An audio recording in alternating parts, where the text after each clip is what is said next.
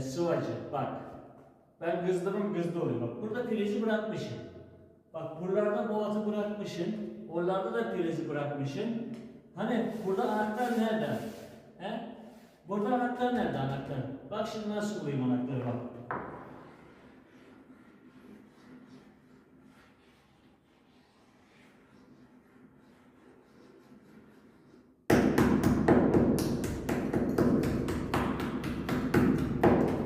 Bak gördün mü? Ben buraya gazetede koymuşum, sen kapatmışsın. Evet. Sıvacı. Ha bu gazete sağa girsin, tamam mı? Ha buraya girer.